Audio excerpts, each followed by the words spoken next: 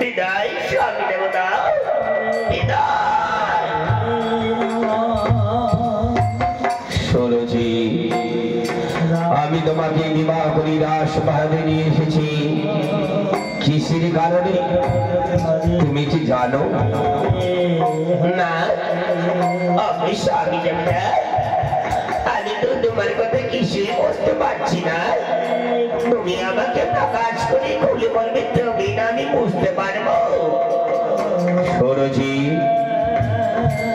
আজ তোমার কাছে এমন একটা জিনিস চাইবো, তুমি আমাকে দিতে পারবে? আমি স্বামী দেবতা, একটিবার তুমি আমাকে বলিতে দেখো যে আমি তোমাকে দিতে পারবো কিনা। তাহলে শোনো, আমি তোমাকে রাজবাড়িতে বিবাহ করে নিয়ে এসেছি এই জন্য, তাই রাজ্যের বাজার আমাকে আট খুলে রাজা বলে আমায় ঘৃণা করে, তাই তো রাজাদের কথা শুনতে শুনতে আমি কোনো ক্লান্ত হয়ে পড়েছি। তাই তো শুনেছি আজ তোমাকে বড় আশা করে বিবাহ করে নিয়ে এসেছি এই রাজবাড়িতে। বলে শুনেছি তুমি আমার এই রাজ্য সভার মধ্যে তুমি আমাকে একটি পুত্র সন্তান দিতে পারবে কিনা?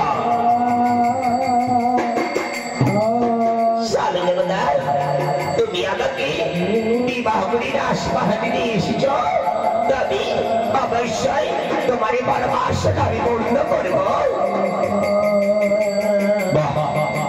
খুব সুন্দর কথা বলেছ। তোমার কথা শুনে আমার হৃদয় মন খালি জুড়িয়ে গেছে।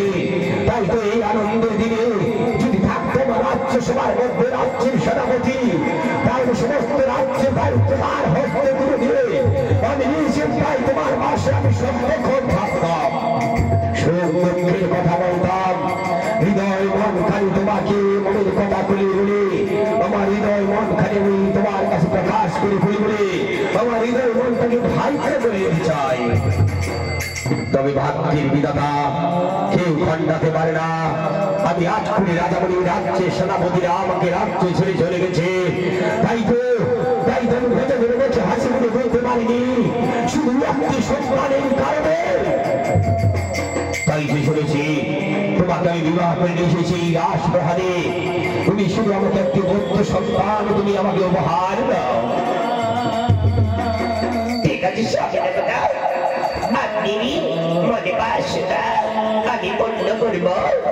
তবে এই রাজ্যের প্রজারা, রাজ্যের সেনাপতিরা আপনি রাজ্য ছেড়ে চলে গেছে, তাদেরকে কোনোদিন আর ফিরিয়ে আনবেন না। আপনি রাজ্য সভার মধ্যে সেনাপতি দরকার, তো আমি সেনাপতি এনে দেব। শুধুমাত্র আপনি আমাকে অনুমতি দিন, আমি যেন এই কথাটি আপনাকে খুলে বলতে পারি। এমনই কি কথা বলবি? নির্ভয় আমাকে প্রকাশ করে খুলে বলে শুনেছি। আমি স্বামী দেবতা, কিছু মনে করবি না তো? না, তুমি আমার স্ত্রী, তোমার কথা আমি মনে করতে পারি। তুমি নির্ভয় আমাকে প্রকাশ করে খুলে বলো। আমি স্বামী দেবতা, তবে একটি কথা, আমার ভাই দুর্জয় বাড়িতে বেকারি পড়ে আছে, তাই আমার ভাই দুর্জয়কে যদি আপনি রাজ্যসভার মধ্যে সেনাপতি স্বীকৃতি দাও, তবে খুবই ভালো হবে। তারপরে দেখবে এই রাজ্যের প্রজারা আপনাকে আটকে দেবেন, আর কোনোদিন ঘৃণা করবে না। বাহ, এই কথার জন্য আমার অনুমতি নিতে হবে আমার কাছে। বেশ, আমি তোমাকে অনুমতি দিলাম। যাও, তোমার ভাই দুর্জয়কে শাসন মানে নিয়ে সবাই রাজপ্রহারে তোমার ভাই দুর্জয়কে বানাবো আমি এই রাজ্যের সেনাপতি। ঠিক আছে স্বামী দেবতা, আমি তাহলে পত্র লিখে পাঠিয়ে দেব রাজ্যের প্রহরীর হাতে। কোথায় প্রহরী? লালিমা, লালিমা, প্রণাম হইব আপের জরণ লালিমা, আমরা ভাই স্মরণ করে জন্ম গিয়েছি কারণ লালিমা। পত্রখানি দেখে আমি দিলাম তোমারই হাতে,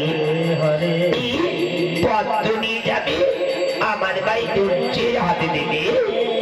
ও, এই পত্রটা দুর্জয়ের হাতে দিতে হবে না, আর পত্র পাওয়ার সঙ্গে সঙ্গে তাকে সঙ্গে করে নিয়ে আসবে। তাই না? যারা তুমি আপনি কোনো চিন্তা করবেন আমি এক্ষুনি যাচ্ছি হ্যাঁ আসি বাই বাই টাটা আবার হবে দেখা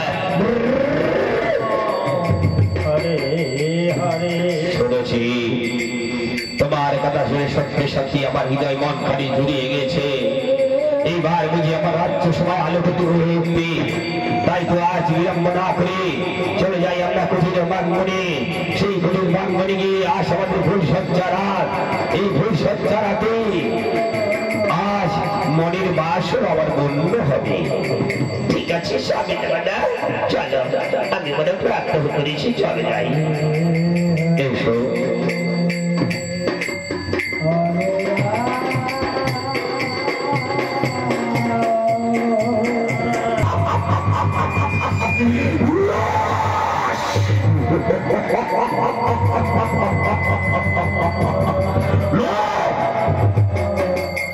আমার সুরচিতি দিকে বিবাহ দিয়েছে ওই রাজ্যে রাজা হবে সেদিন থেকে আমার মনোবাসনা পূর্ণ হতে চলেছে তাই দেখারি ঠাকুর জীবন রাসা বাসনের মূল্য করবে